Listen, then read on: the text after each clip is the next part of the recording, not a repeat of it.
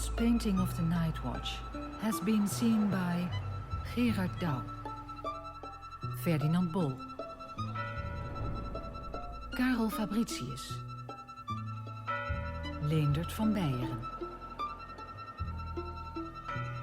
Jacob van Dorsten, Samuel van Hoogstraat,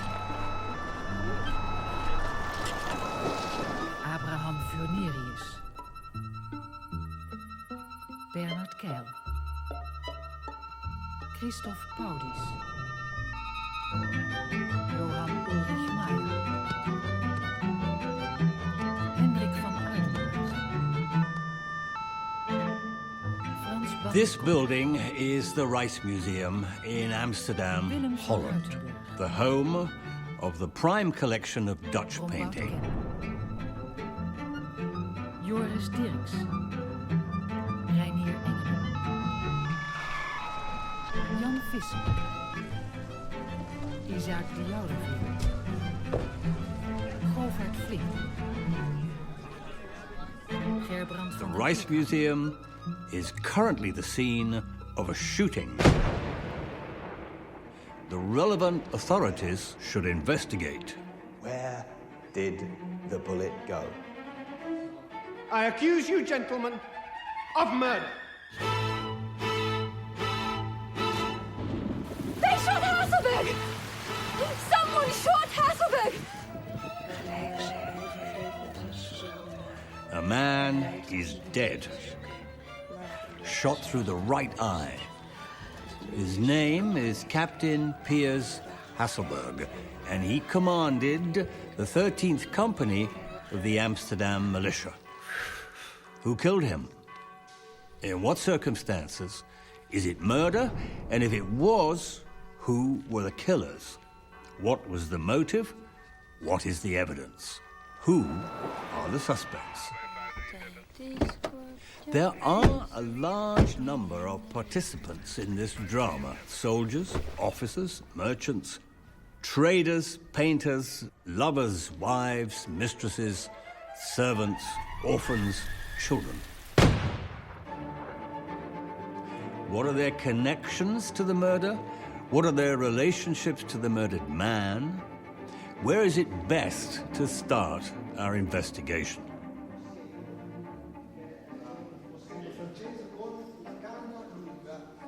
The Night Watch by Rembrandt van Rijn, painted in Amsterdam in 1642. This painting is the key to the whole drama of a conspiracy and a murder. It is an indictment, not an indictment as usually occurs as a text, but as an image, an accusation, a pointed finger, a accuse, Rembrandt's accuse. It has all we require to complete our investigation of a murder, with all the necessary evidence and all the well-placed clues.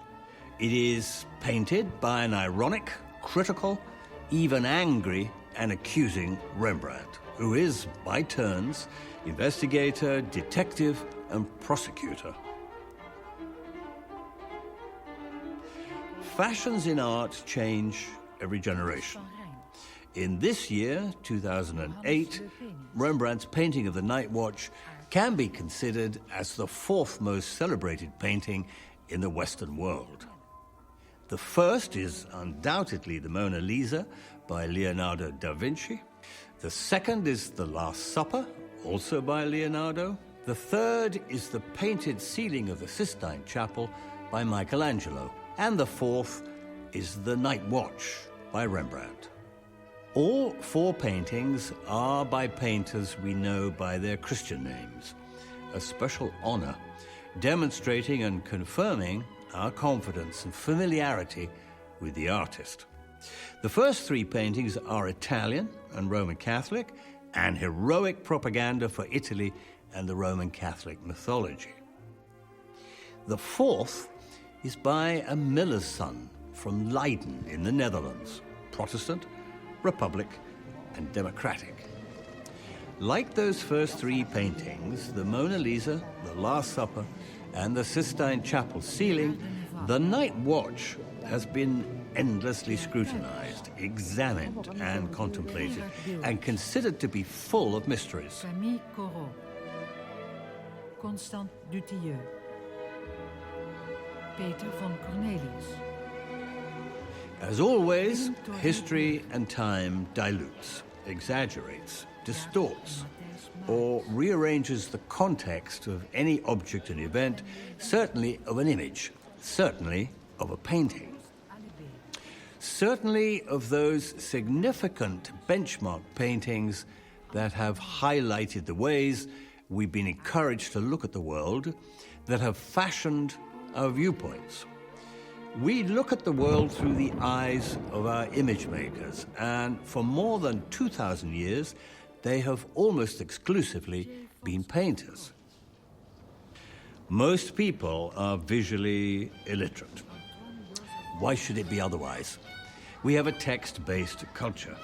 Our educational systems teach us to value text over image, which is one of the reasons why we have such an impoverished cinema. Just because you have eyes does not mean to say that you can see. From childhood, when we are persuaded to learn the alphabet, through adolescence, when we are taught to amass vocabulary and refine our word skills, to adulthood, when we never finish polishing our ability to communicate through words. Proportionately, in our culture, very few people spend as much time and patience and intelligence reading paintings as they do reading text. Our sophistications of communication are text-based in the spoken and the written word, and as a consequence, by comparison, the interpretation of the manufactured image in our culture is undernourished, ill-informed, and impoverished. Is what we see really what we see? Or do we see only what we want to see? It has been said that the image always has the last word, which is a very witty thing to say in any language, but has it really been true? After all, the word is also an image. And indeed, we receive that statement as text and not as an image. Most paintings, except for those seen in churches, were simply not seen in public until the creation of public museums in the middle of the 19th century. The Night Watch, unusually, has been on very public display from the moment the varnish was dry. This painting went on display immediately. It was on the wall in the militia headquarters within days of being finished. Many people came to see it, talk about it, comment on it. Its unveiling had been advertised well beforehand. Amongst thousands and thousands of viewers for a period of over 3.5 centuries, this Rembrandt painting has been looked at by the articulate and the knowledgeable and the visually trained and the visually literate. And this body of the curious have repeatedly asked questions about it. It is said that it contains many mysteries which have failed to be answered in a fully satisfactory way, individually or together, until, that is, we see the painting in a special way, and that special way is to look at it as an accusation, as a accuse, an indictment of conspiracy and murder. We will consider 33 of these possible 50 Night Watch mysteries and demonstrate their interconnected significances. 33 mysteries plus one more, 33 plus 1. And the 34th mystery is perhaps the most significant because it sets up the reasons for all the other 33. For this painting marked both the height of Rembrandt's talent, his audacity, his ambition, maybe of his bombast, his overreaching self-esteem, perhaps even of his very self-indulgent arrogance. But this painting also marked, perhaps because of those characteristics, his David challenge to the contemporary Goliaths. the start of his fall from popularity, prosperity, and contemporary fame into penury, insolvency, and disregard.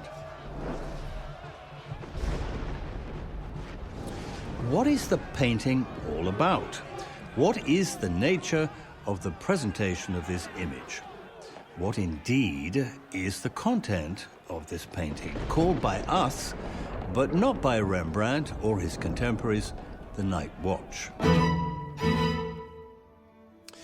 The precedent is a long tradition, maybe over 100 years long, going back to at least the 1530s, and it is the particularly Dutch genre of the group military portrait. The Dutch provinces, seeking their independence from the Habsburg Empire, were involved in a long, drawn-out guerrilla warfare with their Spanish masters in Madrid.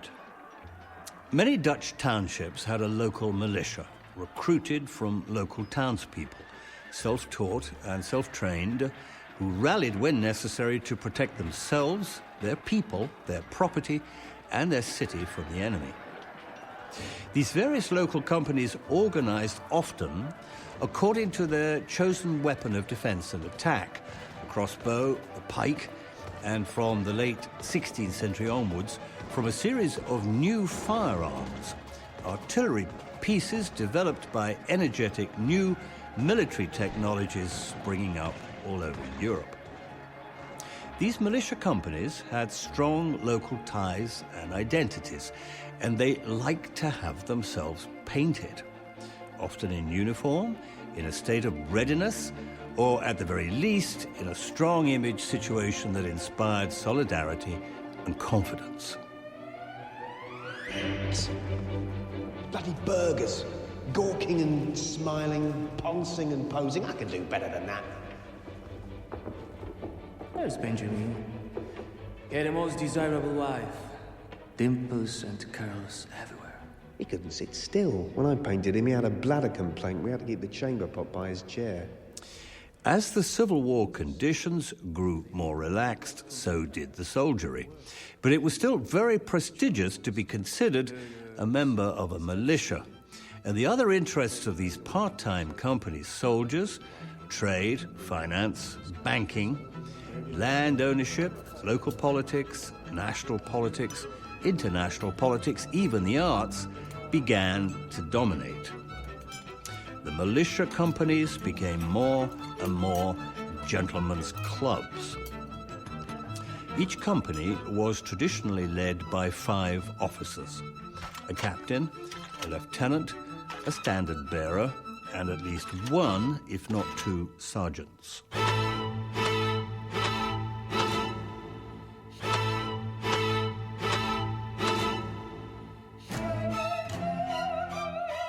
Militia paintings, whether painted by the local artist or by the celebrated and accomplished masters, over the years developed a format of rows of identifiable portraits, all full frontal, faces to the viewer, exhibiting their wealth and status.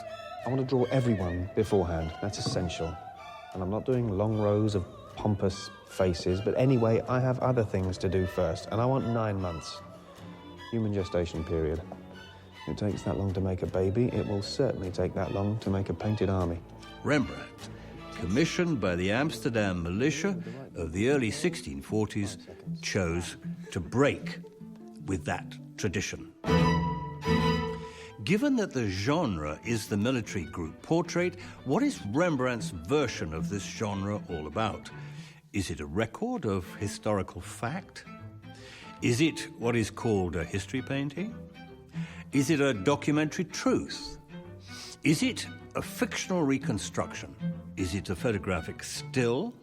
Is it an actuality, a tableau vivant, a frozen film frame? The Night Watch could seek an explanation through all these possibilities, but most importantly, it has to be seen as a painted piece of theatre. Desperate deed, I will bestow on thee the reward of thy treachery. thou wanton! Blacker than the vilest pit of hell! Think'st thou self an innocent? Think'st thou self chaste? I had rather prove thee what I know thou art. A whore! Witness thus the reward of dishonor. It is a theatrical exposition, a reconstructed theatrical drama into which Rembrandt has scrupulously painted an indictment of guilt in paint. Your painting, Rembrandt, is a pretense, a fakery, a cheat, a dishonesty, full of impossible contradictions, unworthy of a truly intelligent man. Apart from all the other infelicities that demonstrate you did not fulfill the task asked of you, your painting, Rembrandt, is dishonest. So much so that this is not a painting at all. By its very nature, it denies being a painting. It is a work of the theater. And if it is a carefully choreographed representation of a piece of stage theatre, we should view it as such. It has a theatrical cast of 34 characters, 16 officers, 16 men, 2 women, and a dog.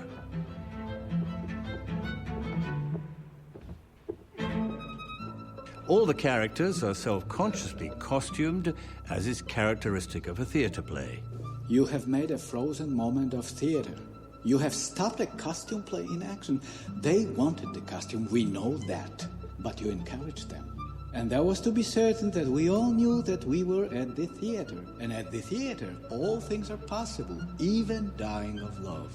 And all the characters are self-consciously composed and choreographed as in a frozen moment of a theatre play. But you have pretended that the people in your painting are not being watched. Which is the definition of an actor?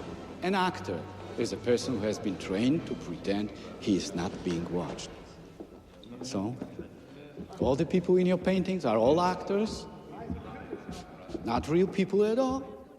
And they are lit as in a transitory moment of a theatre play, arranged on a shallow stage, with all the characters facing front, keyed into that outstretched hand in the center of the picture, inviting us, the audience in the auditorium, to enter into a theatrical drama.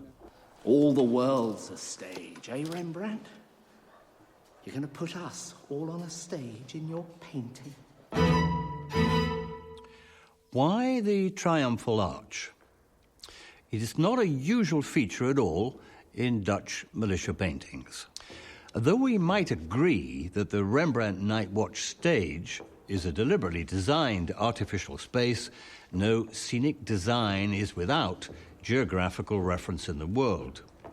Rembrandt is painting this painting primarily for an Amsterdam audience.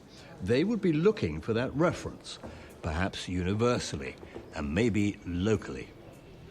Universally, in that image of the triumphal arch, employed frequently enough in heroic Italian painting. The heroic arch is a foreign idea, a Roman idea, an Italian idea. So to celebrate the idea of victory, a victorious company build a victory arch. How about triumphal arches locally?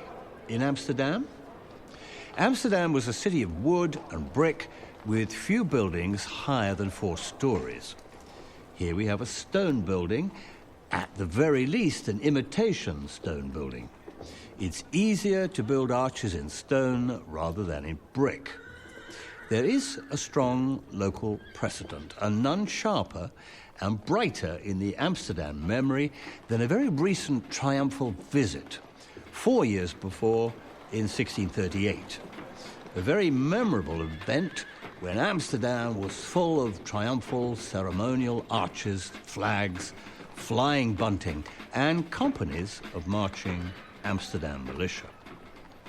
The Victory arches were erected for the occasion and therefore were temporary constructions, designed and built of wood and painted to imitate stone. Is Rembrandt making a special point here that Amsterdam and the Amsterdam militia are involved in a piece of municipal fakery? I insist we wear these. I'm paying, for God's sake. This, wrong colour, too dull, and no shine. If they're good enough for the Queen of France, they're good enough for me, and should be good enough for you. And the event for this fakery and the imitation stone Victory arch is the visit of Marie de Medici to Amsterdam. The name Medici is surely related to ideas of money. The Medici were the great banking family of the old city of Florence, a name certainly resonant in the new city of money, Amsterdam, the Florence of the North. Marie de Medici had been married to the King of France, Henry IV. After 10 years of a troubled regency, her son, Louis XIII, ruled in his own right, and she was ousted. As the former exiled regent of France, she traveled around Europe looking for money and sustenance, and she came on a right royal visit to the new city of money, Amsterdam. A tumultuous visit, full of a little republic being honored by a queen mother of France. It meant status, honor, and kudos, especially to her local accompanying guard of honor, who were, of course, after much jealous jockeying for this particular position of honor, the 2nd Precinct Cloveners Company of the Amsterdam Musketeers. And they were led by Captain Piers Hasselberg and his lieutenant, Piers Egremont. French champions settled in Holland from persecuted Protestant Huguenot French stock 2 generations before. Egremont was a gracious womanizer. Handsome, you can see that. Perhaps over-gallant. He worked hard at it, but he never took, as far as I can see, what he was not offered.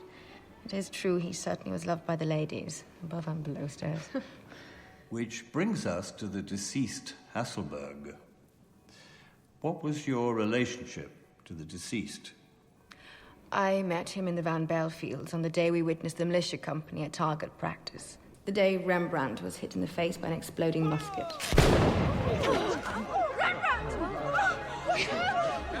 And the last time I saw him, if you don't count his corpse at his funeral, was in our house when Rembrandt was thinking of painting a nativity with Titus as Christ child. Lieutenant Egremont was accused by Jonkind and Clement and Floris Banning-Cock, all reputable officers, of being the central figure associated with the murder of Captain Hasselberg. Do we believe the word of your husband against theirs? You know that I believe my husband. No doubts? Absolutely not. No doubts. A very pleased Marie de Medici suggested that the Cloveners Company of Amsterdam Musketeers, led so amicably by soldiers of French stock, ought to have themselves painted by a great French-speaking, in fact, multilingual-speaking painter, Peter Paul Rubens, no less, who had flattered her in a most exorbitant, extraordinary way, in fact, in a frieze of mighty, heroic paintings that distinguished her as a classical heroine in a grand, monarchical drama without end. Certainly with excessive amounts of nudity, allegory, and theatrical drama. On her behalf, Captain Hasselberg and his entire company received gifts and accumulating honor and status, and could only wish that such memorable events could be repeated again. Rubens, the most courtly Roman Catholic painter, was politically not at all suitable. The mystery of why, when, and how the night watch is as it is can be put down to Marie de Medici's championship of Rubens. What Roman Catholic Flemish Rubens could do heroically for France, Protestant Dutch Rembrandt might well do heroically for Holland.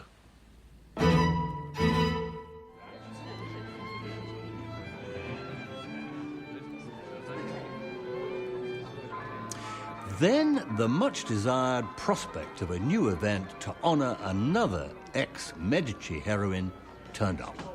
There was to be a new royal visit to Amsterdam with possibly even greater prize. This princess, too, was a Medici on her mother's side. The visit of the Princess Mary Stuart, daughter of the incumbent British King Charles I, who was having serious trouble with his parliament about money and privilege and religion. The Princess Mary Stuart was very young and was the wife, in an as yet unconsummated marriage, to the heir of the Dutch House of Orange, Prince William. When monarchies are in trouble, they send their females begging. The English mission, no less, was to pawn the English crown jewels to further the monarchical interests of Charles I in securing his kingdom against his parliament in what looked like a coming civil war in England. The King of England's pawn shop deal. Crown jewels going back to Edward the Confessor and William the Conqueror. We're all in on this deal. Well, most of us are in on this deal. The captain and the lieutenant aren't. Access to the English crown jewels was a superlative opportunity. At the very least, to secure potential pawnbrokers and negotiators an enormous rate of financial interest. And since most were certain, in the optimistic little Dutch Republic, who thought all Europe should be Republican, that King Charles I of England would lose against his parliament. Then those very, very valuable English assets would be forfeited to the Dutch, most particularly to the moneylenders of Amsterdam. Opportunity for some skullduggery was rampant. If the Amsterdam Musketeer Company could gain access to the new English visitors and be their close guarding company of honor, situating them in a most ambitious negotiating position, the prospect of riches and privilege was exceedingly likely. How would it have been if you'd been obliged to paint the portrait of a one-eyed captain of the militia, lying on his back in a coffin, dressed like a grandmother in bed? The honest, Frenchified Dutch Captain Hasselberg had to go. Sadness to meet on such an occasion. And the Anglophile Dutch military captain Banning Kock and his lieutenant Willem van Ruitenberg should take over the reins of the Amsterdam Musketeer Militia Company. And this is exactly what happened. Initially, the plan was to create an adjustment in the command by moving Captain Hasselberg and Lieutenant Egremont to new military positions in Utrecht. But the impatience of the conspirators and the need for speedy action lay them open to the encouragement of the two Banning-Kock relatives, Floris and Clement. I have never met a painter before. For a swifter and more violent action, assassination disguised as a military accident. Why is this painting called The Night Watch? Is this, in fact, a nighttime scene? The title The Night Watch was given to the painting around 1715, when a municipal police force was instituted in Amsterdam to protect the citizens against nocturnal criminal activity. The members of this force were called the Night Watch, and they prowled the nighttime streets with weapons and torches. The general darkness of the painting, which had been commented on as soon as the painting went on display, lit by exaggerated pools of what were considered to be artificial light, coupled by the aging and gradual darkening of the painting, identified it with the activities of this New Amsterdam police force and gave rise to the familiar title. There is no reason to consider, in fact, that this is a nighttime painting. The Rembrandt, without pursuing entirely new areas of painterly investigation, may have deliberately given the painting a sinister air in keeping with his purposes to create a drama of intrigue, conspiracy, and murder. And hereby lies so much of the painting's fascination and power and novelty. Some made remarks about how dark the painting was. But that in itself was a comment on the theatrical lighting they had so recently witnessed on the stage. Rembrandt's reputation as a master of light, lighting effects, and chiaroscuro is deservedly well known.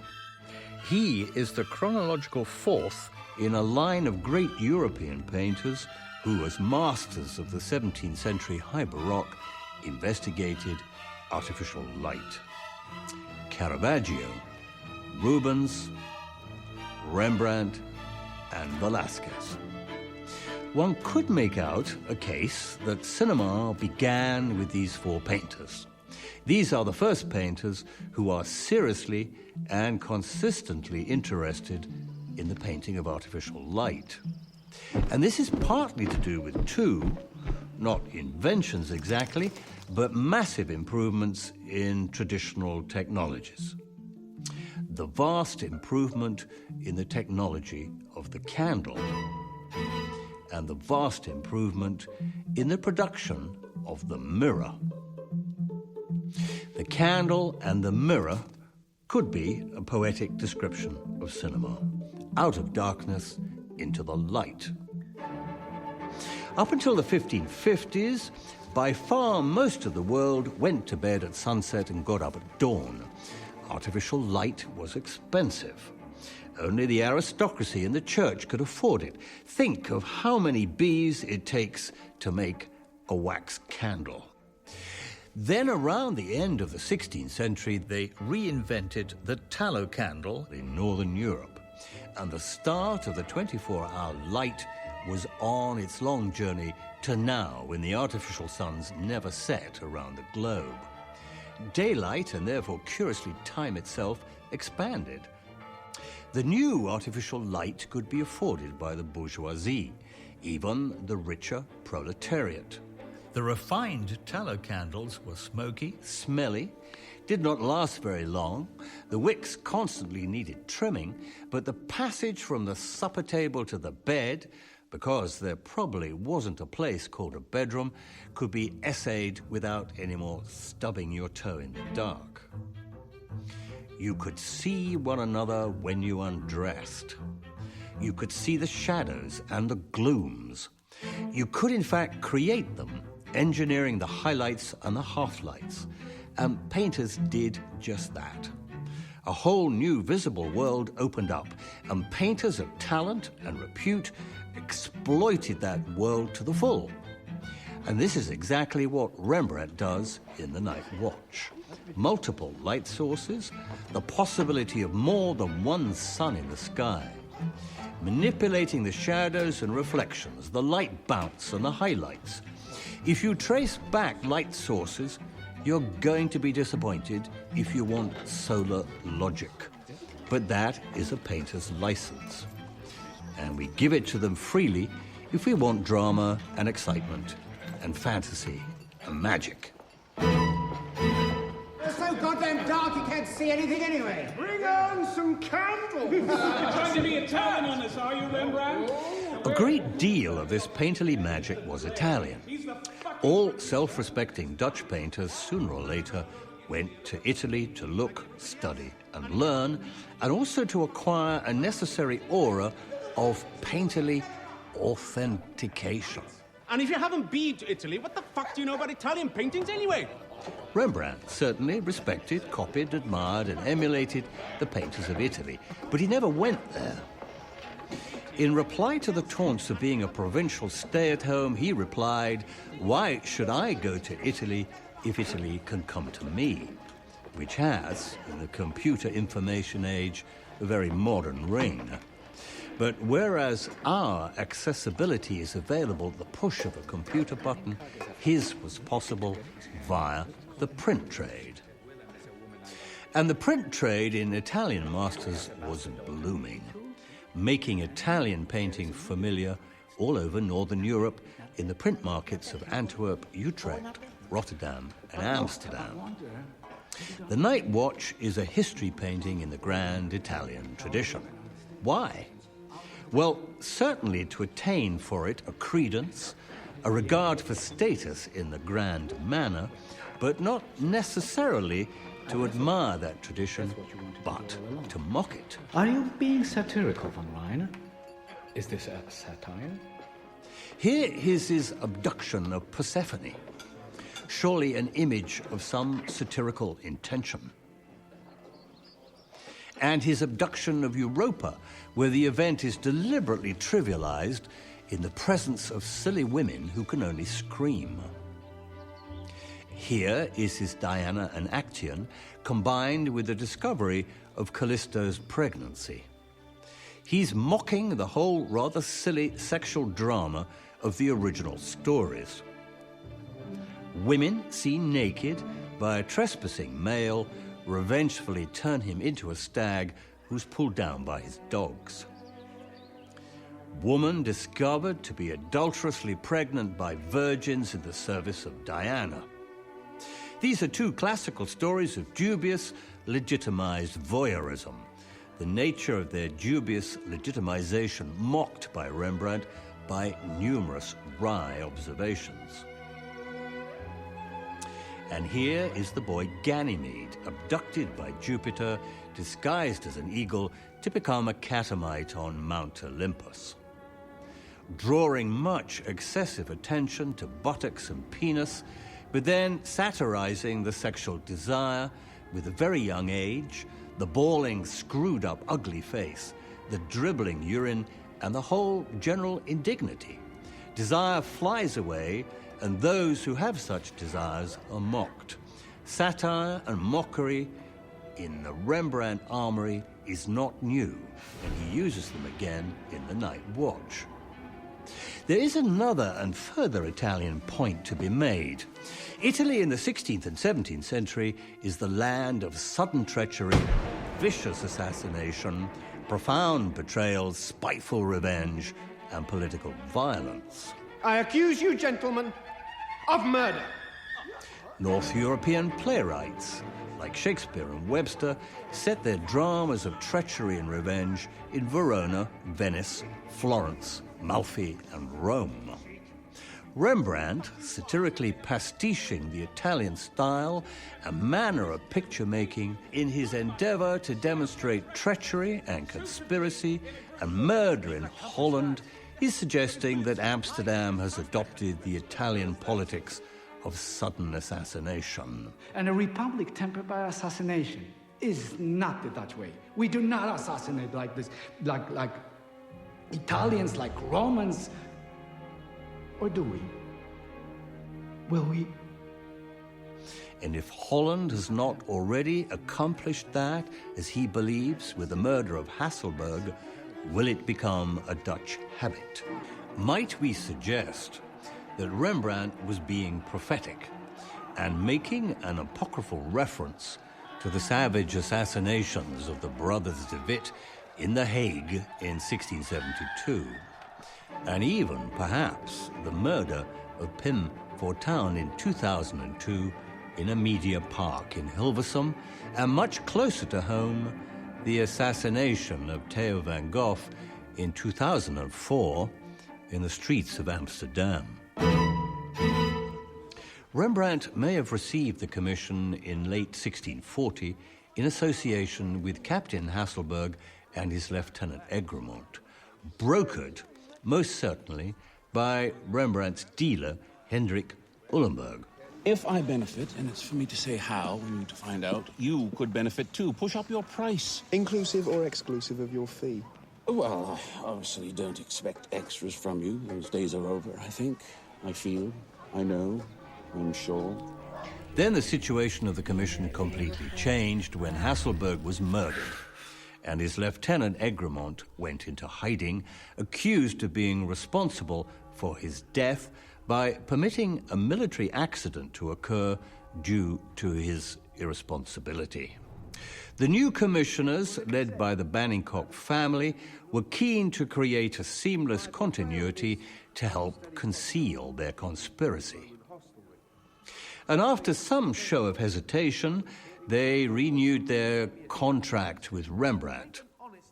The standard-bearer Vischer was certainly in on the plot, as were Kemp and Engelen and de Roy, and in various degrees of knowingness and complicity, all the other officers and most of the inner circle of men. Certainly backed by the Bannincock family, whose family connections in Amsterdam were very strong, dominated by Bannincock's mother and aided and abetted by the de Graafs, whose head was Andreas de Graaf, probably the wealthiest man in Amsterdam in the 1640s, and certainly Bannincock's brother-in-law. We want to ask you of your relationship to the 7 major personalities accused. Captain Franz Bannincock, Lord of Permeland, Lieutenant Reutenberg, Lord of Vlaardingen, Sergeant Deacon Rombert Kemp, Sergeant Engelen, Standard-bearer Vischer, Firing Master Martin Gale, and Ensign Horatio Aiken. My husband was certain that everyone in the painting stands accused. We will keep the accusations presently to those named, if we may. Captain Franz Bannincock. Through my cousin, Hendrik van Ulenberg, I met Bannincock's servant Joachim, who paid me 50 guilders, half the fee for Bannincock's full-length portrait in the militia painting. I've spoken the slightest pleasantries with him on only 3 occasions, when he came to our house in the Breedstraat for portrait sittings. Bannincock, Lord of Permeland, was not a lord in his own right, or through his own inheritance, but was a lord by marriage. His father-in-law, with no male issue, had been the first bearer of the title, and the family fortune of Bannincock's new wife had been made in trade and merchandising, mainly with the Middle East and spices. Bannincock is the man in black. Why is he dressed in black? Red sash, I think. And the black suit. That's it. Good. And I think we'll have a gesture. A gesture, like a Roman officer. Not Greek. Mm-hmm. There. There. And that's it. Flat sole shoes. This, I think. Oh. And the man in black. Satan. Complete with black satanic costume, black hat, black jerkin, black breeches, black hose and black shoes, with a demoniac red-crimson sash, with even a suggestion of a demon dragon's encrusted tail between his legs. Lieutenant van Reutenberg, Lord of Vlaardingen. I met Little Willem. Lieutenant Reutenberg, twice. Once when I was introduced to him in the old church on the occasion of Hasselberg's funeral, and again when he arrived to take a portrait sitting with Rembrandt in the big studio. He drank a large amount of Tokay, I remember, and sat on his hat. He smelt of scent, orange water, which I had always believed was the scent affected by an advertised womanizer. Willem van Reutenberg is bright and shiny. Why? He too held a title relative to good financing created by his father. Bad boy son of a rich man who got his money from spices, then bought a title, gave it to his son to squander in buckets. Mr. Lord Vlaardingen, the bought title, man. How much is that? 30,000 guilders from the good burghers of Rotterdam because they needed a new fucking roof for the town hall. Shut your bloody mouth, Ryan. Oh. Rembrandt has painted him as a rich boy, an exhibitionist parvenu. Was this deserved? Was there ulterior motive in making such a spectacle out of him? Van Ruytenberg was arrogant, a new man. His father's money had made him and spoiled him. It sounds as though you too disliked him. I have to confess I did. But my feelings in the matter must surely be irrelevant. Here is a great curiosity. The painting is dominated by the two figures of Banning-Cocq and Ruytenberg, friends, companions in arms, captain and lieutenant, both titled. These two men are not so very far from being equals in military command. They were certainly not so very far from being equals in Amsterdam's social life. Banning-Cocq is painted tall enough. Yes, the English say the Dutch are getting taller all the time. And that seems not to be the case, though, with little Willem, do you think? Little? Little? You think Willem was little? But Willem van Ruytenberg is shorter, considerably shorter. So much shorter, in fact, that Willem does not even come up to Banning-Cocq's shoulder. Both men are standing on the same level piece of ground, equally spaced from the viewer. Legitimate painter's armory. Flatter, praise, insult, abuse, accuse. Accuse? Are you going to do the same? Now, the painter's art is one of legitimate license and accommodation. One could say that in the art of painting portraits, a great many portrait painters would engage in, at the very least, a little flattery. Arrange things on a canvas a little more accommodatingly than is possible in real life. But apparently not Rembrandt. Even if Willem van Ruytenberg was indeed, as they say, vertically disadvantaged, few people would be in a position to know, few would be able to compare man and painting. So who would know if Rembrandt were to paint a short man with a little more stature? Rembrandt has decidedly chosen not to do this. He has chosen to record Willem van Ruytenberg as shorter than his captain. Much shorter, in fact. Indeed, we might say he has chosen to make Willem indeed a shorty. Vladingen? Fucking hell. Vladingen? Vladingen? Where is Vladingen? Hendrika? Do you know? Vladingen? Who are you? Where are you? Wherefore art thou? Fucking Vladingen! The whole painting, in a significant way, is centered around the single gesture of Banning-Cocq offering his hand to us, his audience. Are the implications greater than signifying a desire for his company to move forward? That's not Banning-Cocq's hand, is it? It looks like it doesn't belong to the arm. Is that an observation or a criticism? But you're right, it's not his hand. That belongs to Piers Hasselberg. Although much art historian scholarship has been made of that hand, scholarship that has been mocked by the commentator who suggested, indeed, that Banning-Cocq is simply holding out his hand to see if it was raining, there is something a little unconvincing about it. It's draftsmanship, the way it issues without absolute conviction from the black suit. Is it indeed because it is not Banning-Cocq's hand at all, but Hasselberg's? A preparatory leftover from the significance of the first occupier of that position. Is Rembrandt trying to remind us of something? It is, after all, a left hand that makes the gesture, the sinister hand, from the Latin sinister for left. Only a dead man offers his left hand for a handshake. Here is another complicated observation.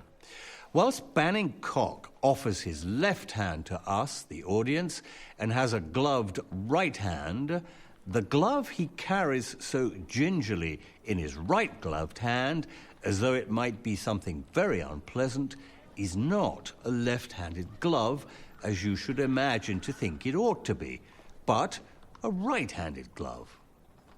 There is an explanation that offers a whole new slant on the painting of the Night Watch and its significance. 5 years earlier, in 1637, Rembrandt had, on commission, painted a full-length portrait of Andreas de Graaf, foremost citizen of Amsterdam, and very wealthy. There is my brother-in-law, Andres de Graef, to remember. That business of the return painting wasn't very good, was it, Rembrandt? We understood he threw the glove at you, so to speak. A challenge, so to speak. Well, he tends to be touchy and tetchy, I suppose. It's not too late for you to change your mind. And I would hate to have to sue you for non-payment, like your brother-in-law, who, you must know, lost his case. Andreas de Graef had apparently refused to accept and pay for the painting. There is a tradition that it was Andreas de Graef's wife who made him refuse it, since it seemed to depict Andreas as red-cheeked, unsteady and drunk, with unfocused eyes.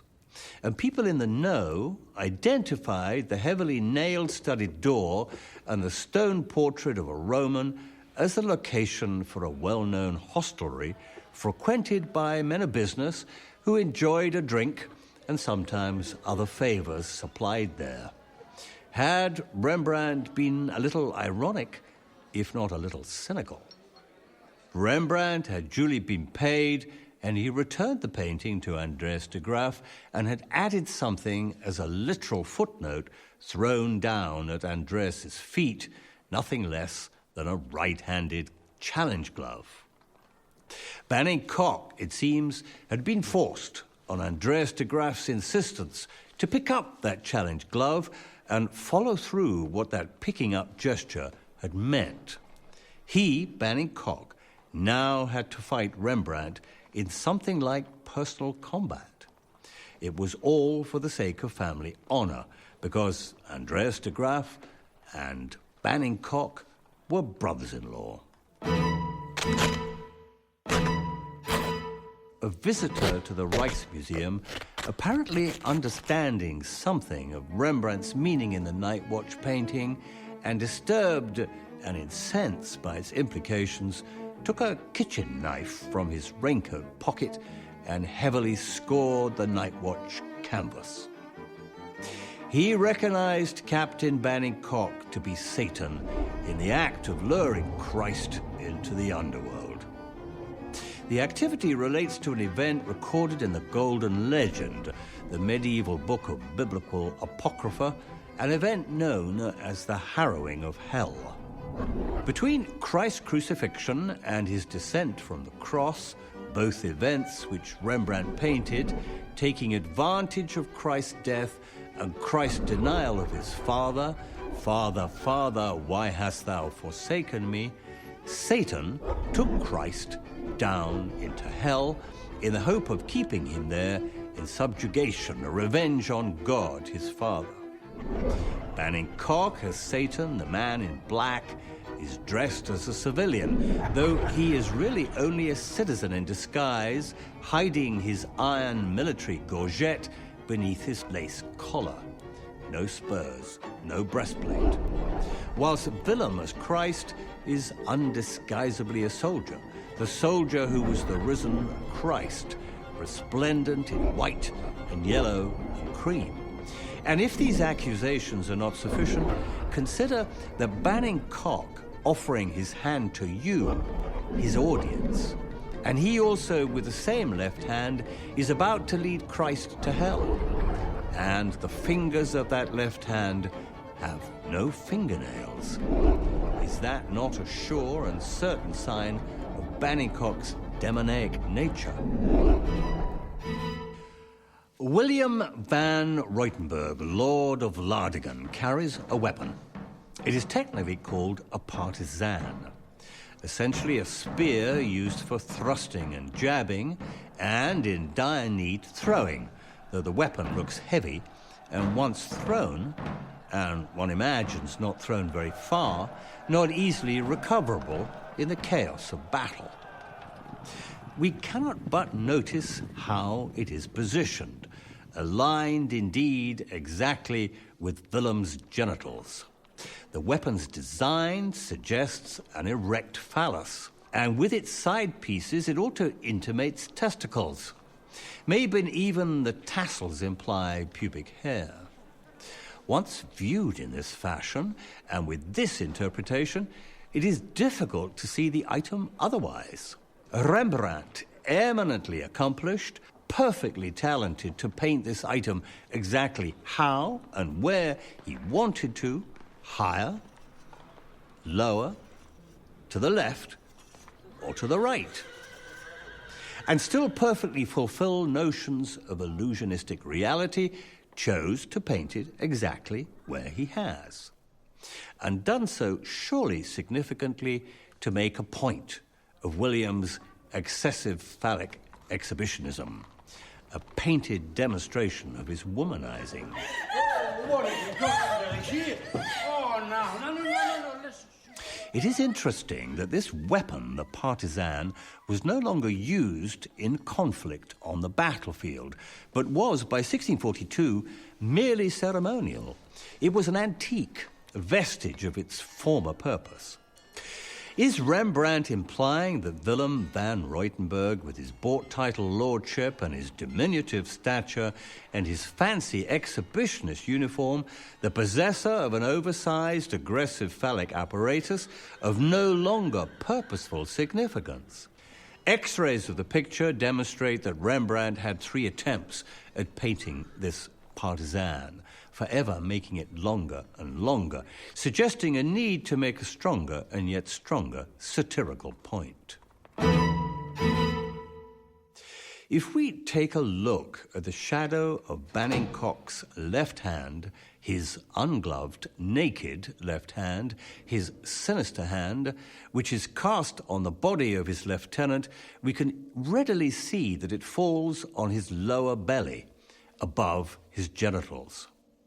If the hand does not indicate its own purpose and desire, may not its shadow, its surrogate, do so? Is this a comment by Rembrandt of Banning Cock's homosexual desire for his companion? And indeed, is the significance of the size, shape, and position of Van Ruytenberg's partisan a painted demonstration of Van Ruytenberg's return anatomical response to Banning Cock's desire? With either reading, Rembrandt's desire to denigrate the pair cannot go unnoticed. Led there by your bold captain, who always wanted to fumble your balls, suck your cock and finger your ass. Little Willem van Ruytenberg has the emblem of Amsterdam embroidered on his coat. The emblem of Amsterdam for several centuries, and certainly in Rembrandt's time, was the badge of the 3 crosses. There are several explanations.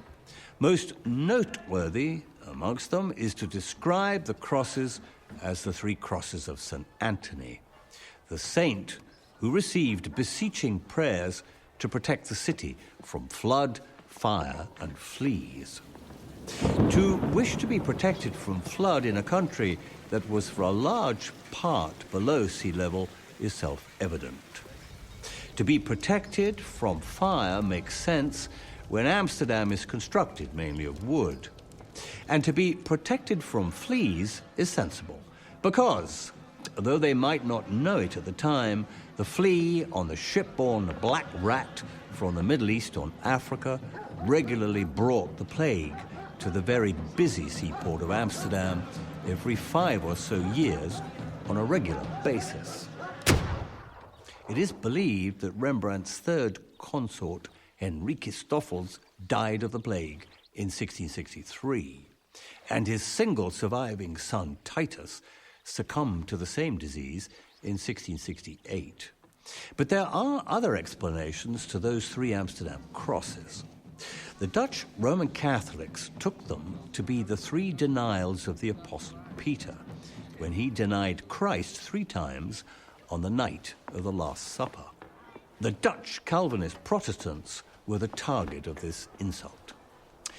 In a curious reverse paradox in denying St. Peter, who by inference was the first anointed pope, and thus every pope ever since, the Dutch Calvinists of Amsterdam denied Catholicism and thus opened themselves up to misfortune. Willem van Ruytenberg was Catholic. Is it not strange that supposedly, as an Amsterdam patriot, he sports what to him is conceived of as an anti-Amsterdam emblem? Rembrandt could be implying that Ruytenberg, in fact, was not the Amsterdam patriot he liked to be taken for. He might even be taken for a fifth columnist. Company forward! Lead out the men! Much has been made of Rembrandt's ability in the medium of the visual to suggest the medium of sound. In a commissioned painting Rembrandt completed 2 years before the Night Watch of a double portrait of the Mennonite preacher Cornelis Anslo and his wife, he drew a special attention to the celebrated powers of the preacher to excite and move his listeners by preaching, making manifest the spoken word, moving his audience by his oratory. This ability and its relevant celebrated reputation is advertised in this painting to draw our attention to what we can supposedly hear. Paintings are normally silent. However, we can give this painting, this picture, this image, sound.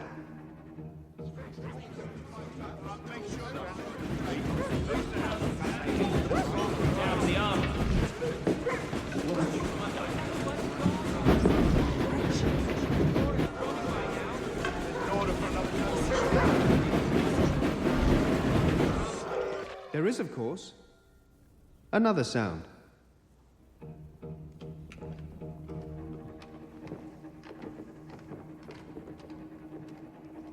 There is a purpose in all this, relevant to his depiction of conspiracy and murder. Rembrandt is encouraging us to listen. Fire! And when we listen, we can at once understand why we've been asked to. For the painting's loudest, most dominant sound is a gunshot. A musket shot. There is much to suggest that Rembrandt was satirizing the military pretensions of his would-be burgher soldiers. Apparently, I'm not supposed to show the enemy how to load and fire the new muskets. So, I'm painting the muskets upside down. For 3 of his musketeers, Rembrandt took as a model 3 prints published in an illustrated military gazette called The Exercise of Arms, reckoned to be one of the most famous books of the whole 17th century, a handbook of weapons and artillery that had been around since 1607, though the original drawings had been completed in 1597 and the book's publication delayed due to fears of national security lest the enemy learn too many Dutch military secrets. Thus, the quoted illustrations would be very well known, especially to aspiring soldiers of the Amsterdam burgher militia companies. Quoting such a source, Rembrandt would be making several points to the Night Watch banning cocks and their comrades. He would be telling them that his research into their business was serious, and reminding them of the illustrious past of the Amsterdam militia, and commentating on their ability to live up to such standards. How about this third man? The man who pulls the trigger, that fires the musket, that kills Hasselberg. The shooter, the man whose face and therefore identity is concealed. And fire.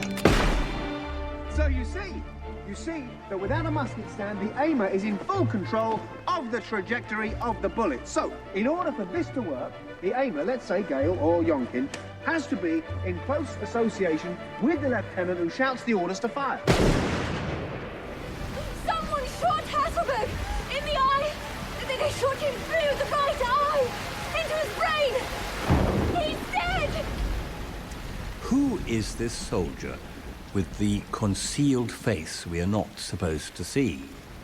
By his stature, he's young, an adolescent, well-dressed, well-turned out, a novice with ambitions to become a perfect soldier, a perfect musketeer. And Ensign Horatio Aiken. If I had heard about him, I never remembered who he was. Apart from the figure in the painting, the adolescent with a smart uniform, a brass helmet and oak leaves attached. No face, and therefore impossible to know who he was by seeing his visual identity. Which was Rembrandt's whole point. So many portrait faces in that painting that not to paint a portrait face was a comment in itself. Something we were immediately drawn to. His proximity in the painting to the other two young people suggests he might identify with them. Fired by a 12-year-old boy too young to be a soldier. Well, it could be Horatio Aiken. He's from the orphanage. He was out that afternoon shooting, the afternoon it was pouring with rain. Marita said he came back wringing wet and shivering and wouldn't talk. Then Dirk came in later and told everyone that Hasselberg was dead. And Horatio told him to shut up and then locked himself in the privy. The boy was an innocent drawn into the affair. The dupe who pulled the trigger. The innocent, ignorant trigger puller, hardly to be blamed. Even by the most persistent and the most cynical. We cannot blame Horatio. He was planted. The plotters know who he is, and now I can show so do we. We can include him in the picture, not by using his face, but by using his name. Horatio Aiken. Oak. Oak leaves. What of Jonkind, the so-called aimer, placed as a co-conspirator by Rembrandt in the middle of the major conspirators Banning Koch and Willem van Ruytenberg, the three of them making a guilty triangle? What is that gesture of the gloved hand? The only gesture that recognizes that anyone, in fact, in the whole painting ever heard or observed or considered that fearful musket shot with the flaming powder bursting forth from the barrel. Surely it is a hand action that is, or has just, a half a second ago, been aiming the direction of the barrel of that musket. Fire. Clear. You've forgotten the order to aim. Who's doing the aiming? Well, surely the shooter aims his own musket, no? You would have thought so. Not without a musket stand. So, what have we been describing?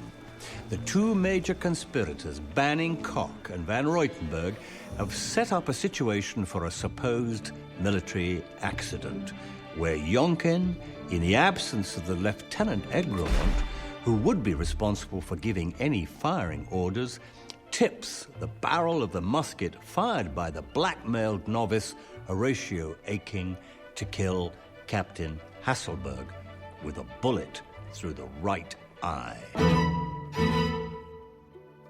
There are two women in this painting. What are they doing there in a crowd of 32 men and a dog? The first female is visually unavoidable, brightly illuminated, dressed in a glowing yellow dress. Her head caught in a direct light, her dark pupils contrasting with the pale white and pink of her face.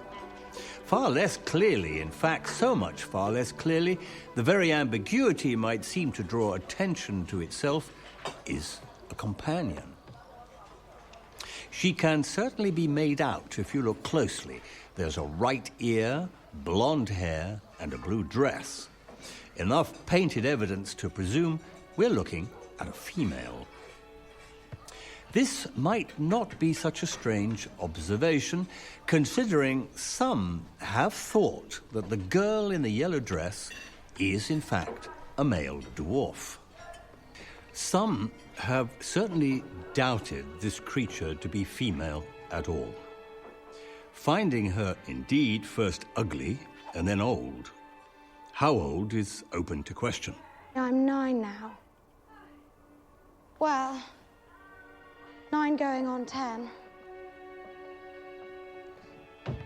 Perhaps 11. I could be 12. Maybe even older. Horatio says that's what excites them. Am I a woman or am I still a girl? What do you think? Some observers have suggested that Rembrandt painted a transvestite dwarf in a complex allusion to the Spanish paintings of dwarfs in the royal Habsburg household of Philip IV, as painted by Velázquez. Dwarfs in Spanish painting. Velázquez, Ribera, Zurbarán. There is certainly evidence that Rembrandt saw Velázquez prints. Why would Rembrandt want to make such a reference?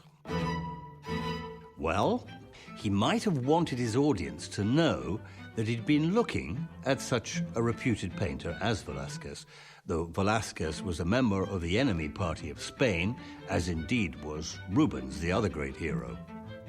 Velázquez, older than Rembrandt by 7 years, was an admired painter, a consideration taking him perhaps amongst the fraternity of painters way above politics.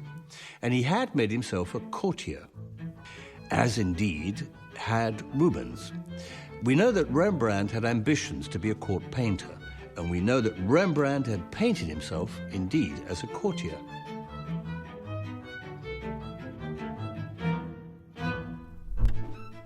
Was this another demonstration of the proof he could paint anything, if it was indeed to be asked of him? There is much talk of this female creature being a mascot. I'm in the painting to remind everyone of my father's hypocrisy and evil. Many said later that I was there just as a mascot. But what sort of mascot was that? There's absolutely no precedent in over 50 previous Dutch militia paintings of there ever being a mascot present. No young females, no goats, monkeys, rabbits, no mascot that might remotely be familiar, for example, from any football team. These two females boldly, even accusingly painted incongruously in a body of tall men and walking, if not running, in a contrary direction to everyone else, are part of Rembrandt's accusation. Their names are Marijke and Marita, both the illegitimate daughters of Rombout Kemp. We are neighbors in the Breestraat. How about making a contribution to the orphanage? We have many new children, orphaned by the Spanish wars. And I think they must all be touching 30. Marijke and Marita are commonly used as names for country girls and for cows. Certainly not names chosen by the well-born and hardly by the bourgeoisie. Both are derived from Maria, Mary, strongly Roman Catholic. So, Roman Catholic, underprivileged, and probably illiterate country waifs. Orphans? Bastards. Rembrandt put this underprivileged country girl orphan in a splendid dress from his property box. To show who and to signify what? Certainly to demonstrate the calumnies of the orphanage. Seen in later years as an element of Dutch life that appears sympathetic to the plight of the orphan, orphanages were not necessarily the places of charitable welfare they might have a reputation of being. They certainly were a source for cheap labor. For females, cheap domestic work as servants, and, it seems, in some cases for worse, in prostitution, even child prostitution. The men come to the orphanage, and some of the older girls, Judith, she's about 13, are taken to the bedroom overlooking the garden. And they stay there for an hour or so. I have stood in the gallery and watched. There is some laughter, it's true, but mostly it's all done very quietly, and then there are tears. But Judith often comes back with some flowers or a new ribbon. And once, she was given a Passover cake which she shared with me. And once, my father gave her a silver coin. He painted Marita deliberately with her face hidden. Because she hated her scarred face. But he got me to hold the coffee pot as a reference to the hot boiling water that Kemp threw in Marita's face that scarred her so badly. Marita's face is hidden. What of these hidden Rembrandt faces, Horatio and Marita? Were they in some way joined in some act of calumny? Was she ashamed to show her face? Was it a modesty or a disguise? Or a consideration taken by Rembrandt alone? Or was it requested by Marita herself? They got me. I'm not a woman yet, and they cut me to make me bleed.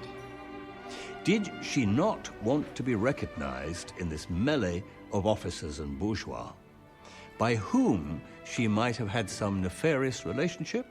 Why tantalize us by adding her body, but not her face and identity?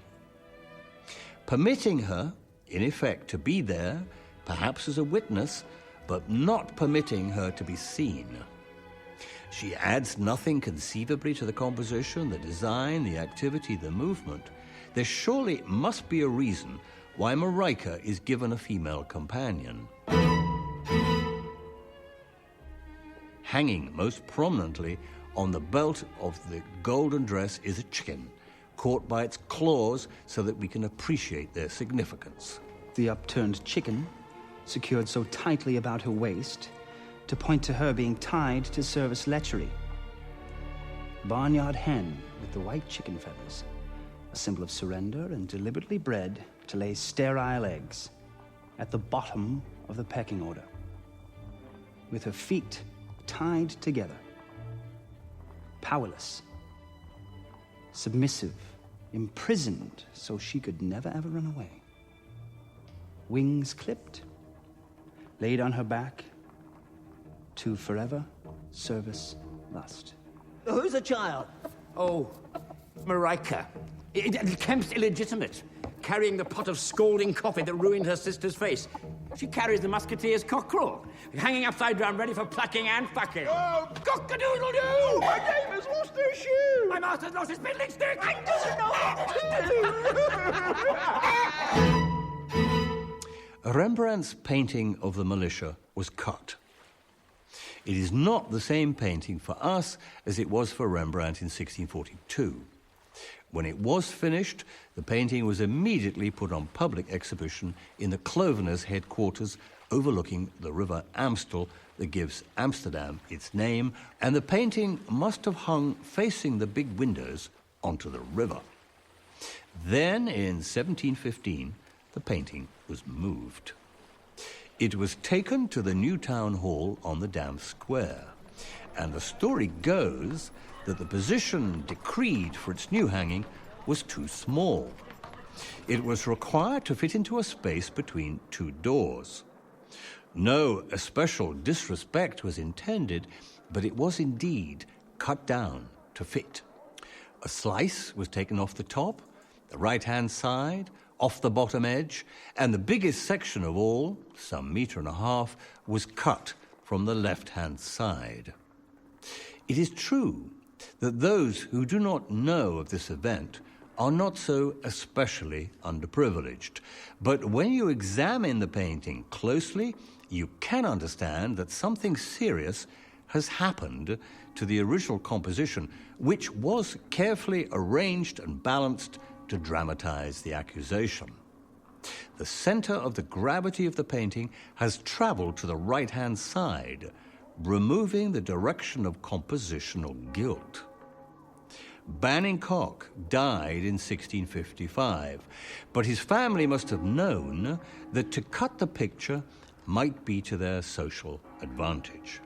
After all, they had commissioned their own personal copy of the painting and kept it in the house to be viewed by visitors and guests. And the real reason that the large slice was removed from the left-hand side of the original painting was to disassociate themselves from the two married in-law relatives, Floris and Clement Cocke. No lice, no dogs, no crabs, no peepers. For it was they, indeed, who had introduced extreme violence into the conspiracy to remove Captain Hasselberg. It was these two had suggested murder by shooting, disguised as a military accident, to move the impediment to the Banning-Cockes from taking over the Amsterdam Company of Musketeers. Association with these two bad sheep of the family was not at all desirable. They had to go, and they were cut out of the frame, cut out of the picture. They disappeared into the gloomy vastnesses of history. They disappeared with a separated canvas which has never been found. In his ready referencing from other painterly sources, it seems very likely that Rembrandt quoted the painting of the pikes from the Velasquez The Surrender at Breda, a painting sometimes indeed referred to as the lances or the pikes, which he most certainly saw as a print bought through the Spanish Catholic print shops of Antwerp. A popular print amongst Catholic Netherlanders, since it depicted a Spanish Catholic victory and a Dutch Protestant defeat. Would Rembrandt be referencing the original with a challenging irony? For by 1642, the date of the Night Watch, the Dutch defeat had been reversed and the Spanish pushed back, their victory at Breda in 1625 entirely cancelled. And whereas there are 28 grouped pikes in the original Velasquez painting, Rembrandt has reduced the number to 13 in the Night Watch.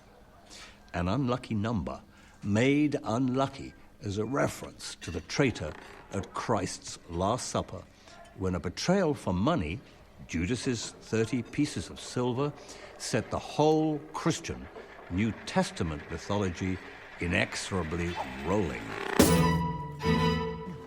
Here I am in my splendid uniform as an important member of this important club. I look at you and you look at me. I'm watching you and you're watching me. It has been said that the only true thing the cinema ever invented was the glance. Eye contact and the plethora of significances we can communicate with such a huge vocabulary of stares, winks and nods, blinks, smirks, smiles, grins, frowns, grimaces, and all the in-between stages and all the transitional ways of moving from one subtle glance to another underpin the multiplicitous ways of communicating subtle meaning. But not so with Rembrandt, at least not so in the Night Watch. Are we not seeing here in the Night Watch a self-conscious, deliberate wish not to make such engagements? Partly from an antipathy towards the characters he met and drew and knew, and partly so that we would make no identification by emotional transference. Kemp ought to be castrated, the hypocritical, lecherous old wolf. Well, apparently, he's using the orphanage as a child brothel. Engelen should be booted out of the Kirchmörsel. He's buying houses in the Jordan and then burning them down again to claim the insurance. Vischer. He's gone into tobacco after saying he wouldn't and forcing down the price. These almost expressionless faces in the Night Watch tell us virtually nothing about inner feeling, emotion. Does Banning Cock, with his ragged, untrimmed moustache, look blank and out to lunch? Does little Willem look foxy? But what about Riker, Joritz, Gale, Kemp, de Roy? Well, yes, de Roy. Of the 34 people in the painting, he is one of the two people who are looking at us, straight at us. And the other is Rembrandt himself. All the people in your paintings are all actors, not real people at all.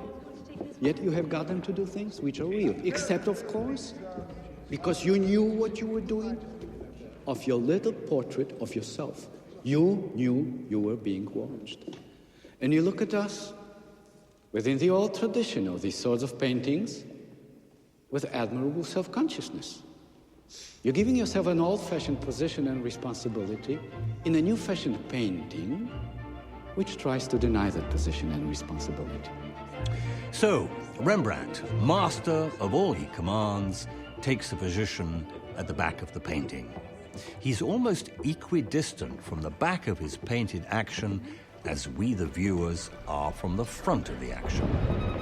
The puppet master operates from the back of the stage, maneuvering his puppets from behind for our amusement and delectation. And if we are indeed supposed to be the witnesses, and maybe even the jury that has come to view Rembrandt's accusations, then we are doubly regarded as Rembrandt's audience as he puts on a show of prosecutor, provider of evidence. What makes Rembrandt want to play a Hitchcock walk-on role? Rembrandt appears in so many of his own paintings in a walk-on part.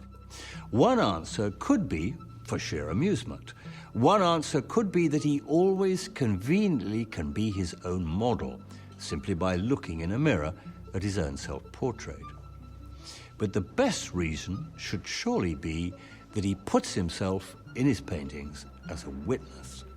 Here in The Night Watch, where Rembrandt makes a dangerous accusation with which, when Émile Zola coined that Zaccuse phrase, meant an entirely fearless identification with accusation, Rembrandt wants to stand by his accusation and be a signed witness to it.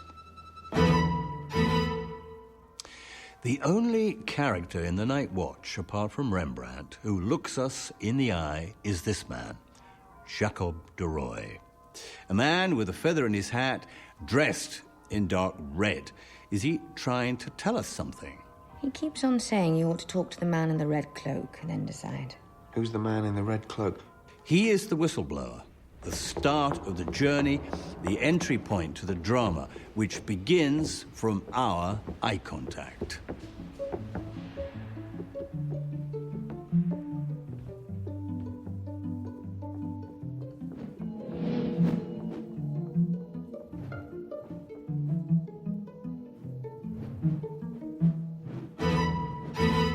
His eyes to our eyes, eyes for the business of seeing and looking, which is Rembrandt's business. The key to reading the painting as an indictment.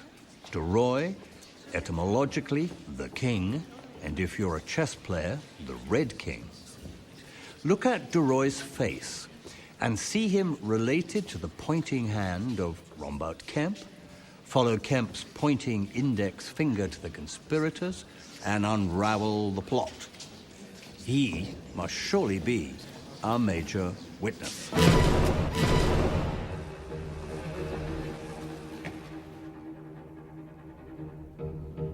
The painting was presented to the commissioners. So goddamn dark you can't see anything anyway. Bring on some candles. You're trying to be Italian on this, are you, Rembrandt? And then the change in Rembrandt's career began to happen.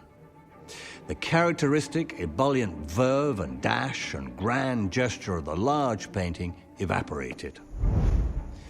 Geertje Dirks, his longtime servant, employed to look after Titus after the death of Saskia, assumed a significant place in the Rembrandt household and in the Rembrandt bed. It was a turbulent arrangement, undoubtedly carnal, so hedged around with complicities, guilt, and curious equivocal behavior not at all in Rembrandt's favor.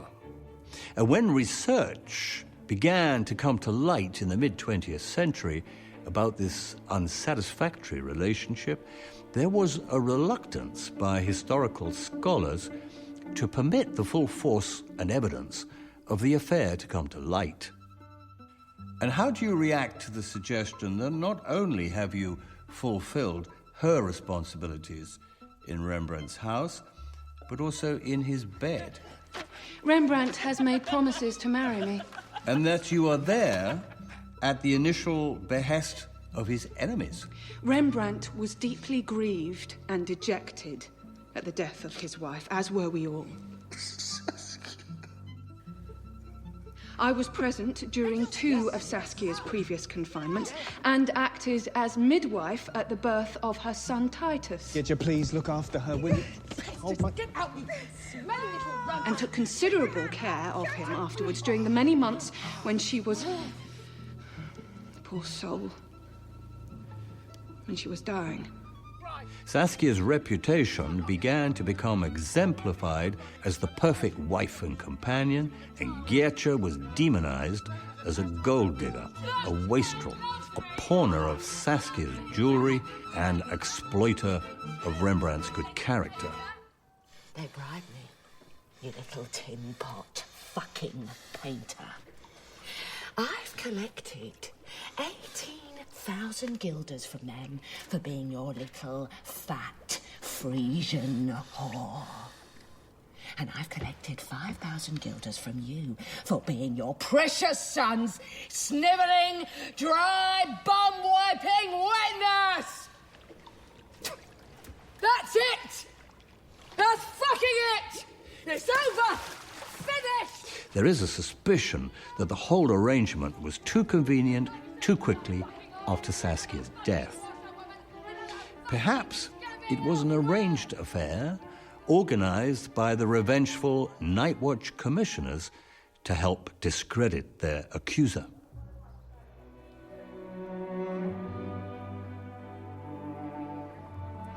Do you believe that Rembrandt's reputation is still as high as it was then?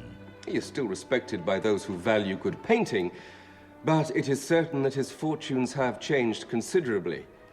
The commissions he now receives are somewhat different from before. The parvenus, the newly rich and celebrated, and the men of business no longer rush to his studio to be painted like they formerly did.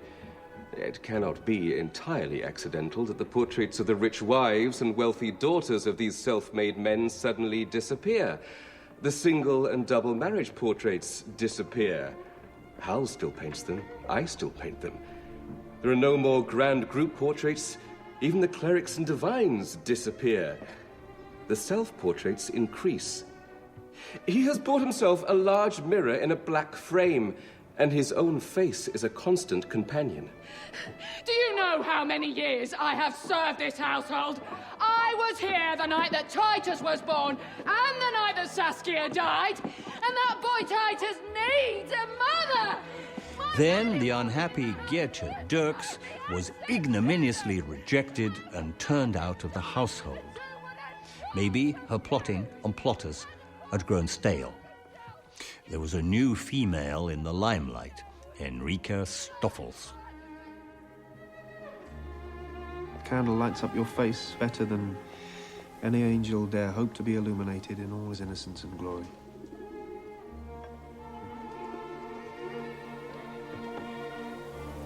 And then I fell in love. And I was old enough to know what you were doing. And it wasn't quite like that, but it will do.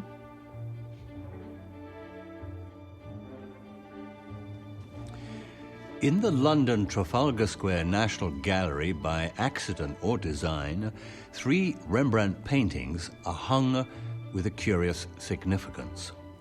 A self-portrait by Rembrandt, a Rembrandt portrait of Henrike, Rembrandt's second mistress, and a Rembrandt painting called The Woman Taken in Adultery. In 1654, the Amsterdam church elders called Henrike Stoffels before them for a public reprimand. I live with Rembrandt, and I take care of his young son, Titus, and I am expecting Rembrandt's child. And is this situation to your liking? Of course. I freely entered into the relationship full knowing that Rembrandt cared for me. You are some 20 years younger than him. Is that not a situation that will send tongues wagging and criticisms made? It might. It has. But it is a situation that is by no means unique. Most husband and wife relationships in Holland characteristically have an age gap that sees the wife younger than the husband. And a great many men take a second wife after the death of their first wife to look after the households, care for their children. And sleep in their bed? And sleep in their bed. But you are not married. You are not husband and wife. It is an arrangement that all of our friends, neighbours and relatives accept. And how could strangers ever know otherwise? I am regarded as Rembrandt's common-law wife. 20 years difference in age, master and servant, a woman taken in adultery. though, strictly speaking, it was only fornication. No marriage vows had ever been exchanged because Saskia had made a will that would have halved Rembrandt's fortune if he had ever remarried. Henrique was publicly described as Rembrandt's whore. Age difference, status difference, irrefutable visual evidence. The prurient would be entertained. To publicly post Rembrandt's whoremongering was not conducive to further commissions. And the ploy worked. The great and the good, the chattering classes stopped their commissions. The Night Watch commissioners were working behind the scenes.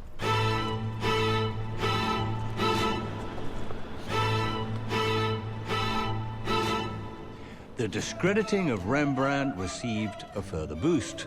Now the only people happy and constant to employ Rembrandt were the non-God-fearing, the agnostics, the atheists, if any Dutch citizen was bold enough to admit to such an advanced position. Amsterdam was the city of Spinoza, the Jew who dared to begin to voice that maybe gods were in fact made by man and not the other way around, a philosophy that, not surprisingly, excoriated him. With these deprivations, the money situation deteriorated. Debtors began to call in their debts. Mortgage repayments on the expensive house were called in, and Rembrandt, with the assistance of Henrique and his son Titus, began to try to build equivocal financial defenses. Inventing a company that could not touch Rembrandt's remaining assets, but the plans were unsatisfactory, the authorities not sympathetic. Rembrandt had to move to a one-up and two-down suburban house in the Jordaan, now a fashionable enough, gentrified, desirable area, but then almost out in the damp fields. There were auctions of property and effects. The large collection of curiosities, prints, and paintings had to go. The authorities of the massive new town hall on the Dam Square, which was regarded as a new wonder of the world by the Amsterdammers, commissioned Rembrandt only to withdraw his painting deemed to be unsatisfactory. The revengeful commissioners, settling into the now comfortable little Dutch Republic with its contacts around the world. Wasn't New York originally called New Amsterdam? And wasn't St. Petersburg built out of Peter the Great's Dutch experiences? Had suppressed the threat of Rembrandt's indictment, buried it. Amsterdam, for 3 generations, was the center of the economic life of the Western world. And most of that power was in the hands of the wealthy Amsterdam families, with the likes of the Banningcocks and the de Graeffs and the Tulps and the Sixes, organized through financing and intermarrying in a solid block impermeable to the accusations of a grubby little painter living now in poverty in a West Amsterdam allotment. They had successfully marginalized the one-time great and fashionable painter, squashed his lines of communication with the chattering classes, dried up his networking. And it could be said that the indictment in this painting had been the cause. They closed up the case. They could afford to continue to hang the painting in public for all intents and purposes, for they had successfully ruined the painter and smothered the indictment. It is imperative that we reopen the case. The Benningcock conspirators knew that they were correctly indicted. And to hide their guilt, they revengefully embarked on a campaign to gradually destroy Rembrandt's wealth, reputation, and good fortune. To persuade the world that Rembrandt's celebrated group portrait of the Amsterdam militia was just an innocent painting of exuberant soldiers rallying for musket practice. Rembrandt, intelligent and perceptive man that he is, Though a miller's son converted to an easy bourgeois, still stocking up his money like a peasant, trying to make friends in high places like a parvenu, still sleeping with his servants because he could not sleep with a woman he aspired to be equal to. He knew otherwise.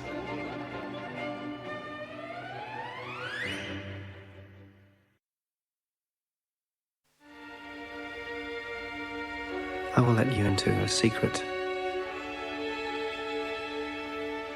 but you will tell no one. Rembrandt. Stay still. Paint my portrait and make me beautiful once again. I want to be insatiable and wealthy. Rembrandt, don't be vulgar.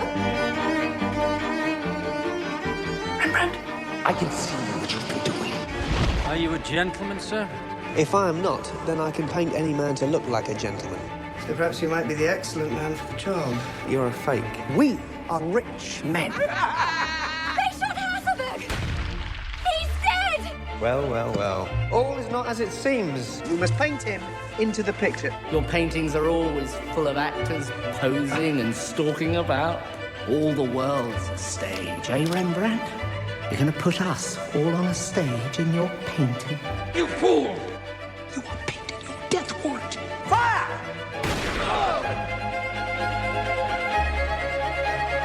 You have disappointed me, Rembrandt. I have you by the short and curlies. They are sent now to destroy you, and they will stop at nothing. I accuse you, gentlemen, of murder.